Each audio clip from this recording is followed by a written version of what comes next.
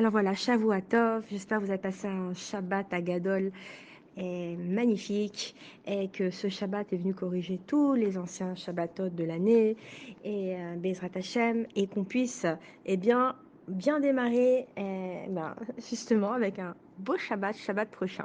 Bezrat Hashem, Shabbat en plein Pessah et ce sera magnifique. Alors voilà, j'ai pensé que ce serait intéressant, voilà, comme ça, de se souvenir que bon, c'est bien de demander c'est bien de demander la délivrance, Berachamim, Berachamim, on veut la délivrance, mais est-ce que nous, qu'est-ce qu'on fait pour l'avoir la délivrance? C'est pas seulement dire je veux la délivrance et puis en fait, on est dans un monde de Asiya, oui. C'est-à-dire on doit faire. C'est-à-dire que si nous, maintenant, on fait pas, alors comment? Elle va pas venir toute seule, cette délivrance, alors. Par exemple, maintenant, quand on vient et on compare Purim et Pessah, oui. Purim, ce qui s'est passé, c'est que comment que le décret qui avait été prononcé contre les Juifs a pu tomber. Comment? Eh bien, tout simplement parce que Mordechai, lui, qu'est-ce qu'il a fait? Il a dit à Esther, oui, il va falloir prendre sur nous de jeûner et ainsi, on va montrer à Hachem que on veut absolument qu'il nous sauve, et on veut qu'il sauve le peuple juif. Et ce qui s'est passé, c'est que grâce à cela, d'accord, eh bien, peu après, eh bien, lorsque la reine est venue et lui a dit, bon, bah, c'est bon, ça y est, maintenant, on a jeûné et maintenant, bah, tu peux me donner la malroute, tu peux me rendre ma couronne, tu peux me rendre mes habits. Ça veut dire quoi tout ça? Ça veut dire que grâce à ça, eh bien, Esther, elle a reçu la névoie de nouveau et elle a avoir les forces pour se présenter, on va dire, présenter bien euh, devant Mordechai, oui, et pardon, devant Achashverosh. Elle a pu se présenter devant Achashverosh avec beaucoup de force. Et bien sûr, donc, nous, c'est pareil maintenant. Qu'est-ce qui se passe? C'est 4 jours avant, d'accord, avant de se présenter devant Achashverosh, elle a eu, eh bien, elle a reçu ses forces comment? Parce que grâce aux mitzvot qui ont été faites pendant ces 4 jours, eh bien, ces mitzvot ont constitué, eh bien, on va dire, un réceptacle. Parce que pour qu'Hachem nous envoie les délivrances, il lui faut bien sûr qu'on puisse les recevoir. Et comment? En construisant un réceptacle, un grand réceptacle. Et bien, c'est ce que nous allons faire aussi pendant Pessah. Nous, 4 jours avant le Seder, en tout cas, eh bien, on fait des mitzvot, on va pas arrêter d'en faire, on va en faire encore et encore. On peut faire des mitzvot de tout genre, on peut par exemple, est déjà pas mal, donner la tzedaka, voir que chacun a bien ce qu'il lui faut sur sa table, inviter si on peut, faire quoi d'autre. Il y a plein de choses à faire. Beaucoup de mitzvot qui sont qui sont dans nos mains et il faut juste réfléchir quoi.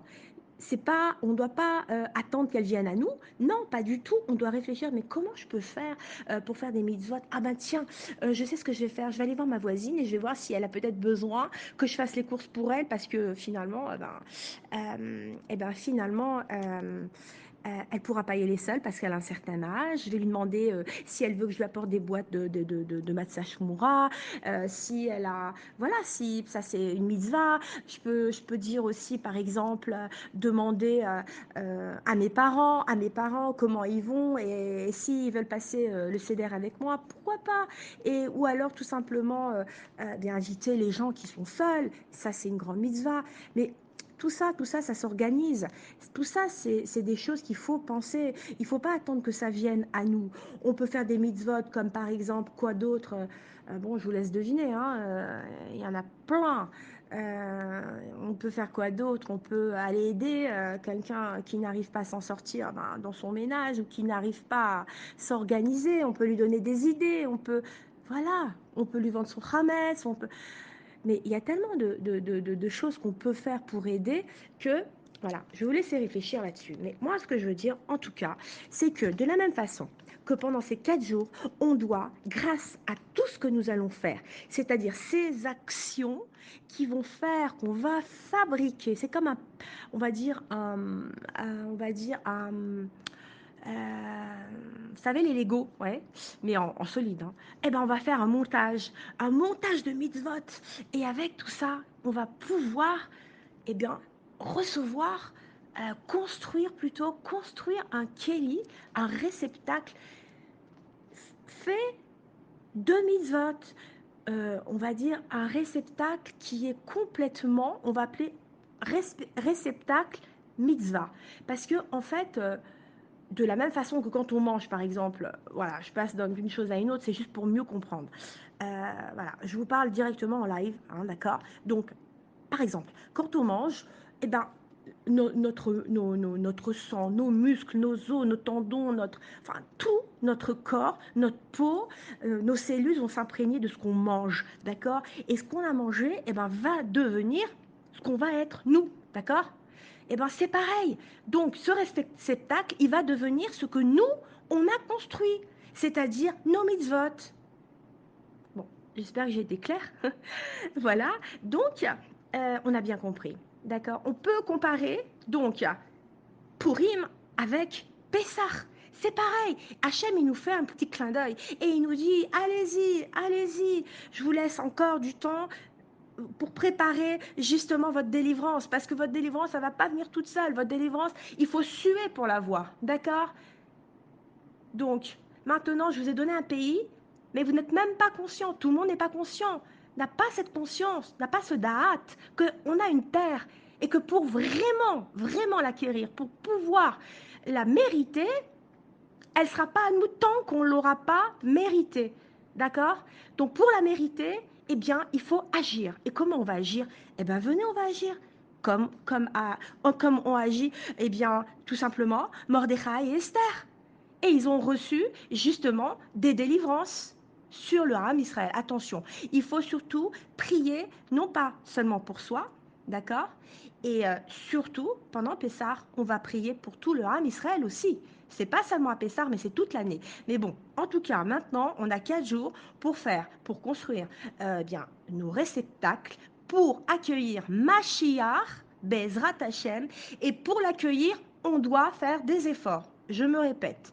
D'accord. On fait des mitzvot. Et là, on pourra dire à Hachem, Hachem, j'ai tout fait. Maintenant, je te passe mon sac à dos. Je te passe tout le reste. C'est toi qui vas faire, eh bien, le reste pour moi. Parce que moi, je pense et j'espère avoir tout fait. Alors, faites passer ce message autour de vous.